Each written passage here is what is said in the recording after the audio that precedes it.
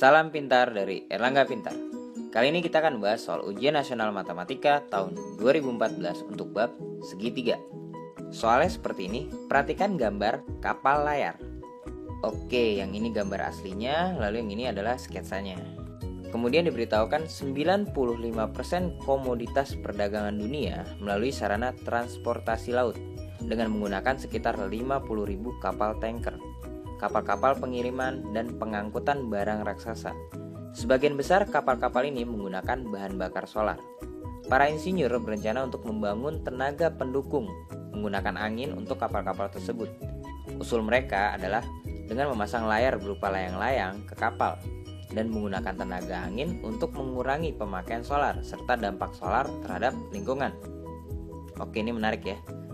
Dari hal tersebut, berapa kira-kira panjang tali layar dari layang-layang agar layar tersebut menarik kapal pada sudut 45 derajat dan berada pada ketinggian vertikal 150 meter, seperti yang diperlihatkan pada gambar. Oke, mari kita bahas. Fokus kita itu di sketsanya saja ya, yaitu gambar yang ini, di mana yang ini itu adalah kapalnya, lalu yang ini adalah layang-layangnya yang dihubungkan dengan tali.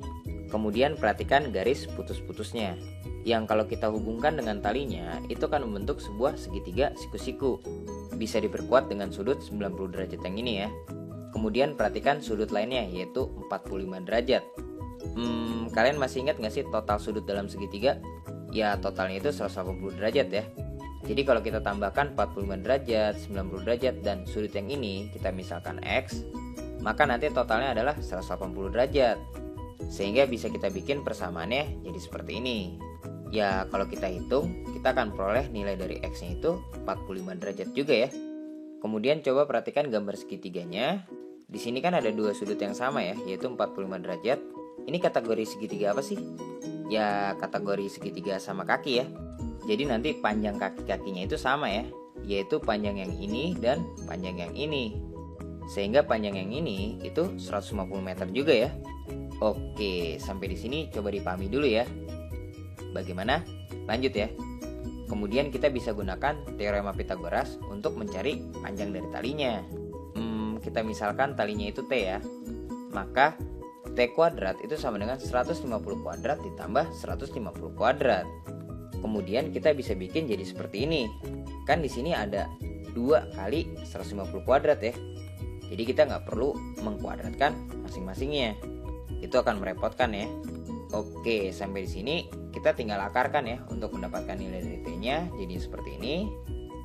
Lalu bisa kita tulis jadi seperti ini. Kemudian nilai dari 150 kuadratnya kalau kita akarkan itu akan jadi 150 ya.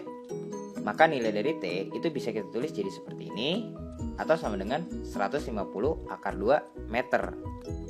Oke, sampai di sini coba kalian perhatikan proses berhitungnya. Ini salah satu teknik berhitung yang harus kalian kuasai. Bagaimana? Lanjut ya. Sekarang kita lihat pilihan jawabannya. Ternyata pilihan jawabannya itu bukan dalam bentuk akar. Jadi nilai dari akar 2-nya itu kita cari dulu. Kalian masih ingat gak sih nilai dari akar 2 itu diantara akar berapa saja? Ya, diantara akar 1,96 dan akar 2,25. Dimana nanti nilai dari akar 1,96 itu sama dengan 1,4. Lalu nilai dari akar 2,25 itu sama dengan 1,5. Sehingga nilai dari akar 2-nya itu berada di antara 1,4 dan 1,5. Kemudian kalau kita kalikan masing-masingnya dengan 150 seperti ini, maka nilai dari 150 akar 2 itu berada di antara 210 dan 225. Nah, karena nilai dari 150 akar 2 itu adalah nilai dari T, maka nilai dari T itu berada di antara 210 dan 225.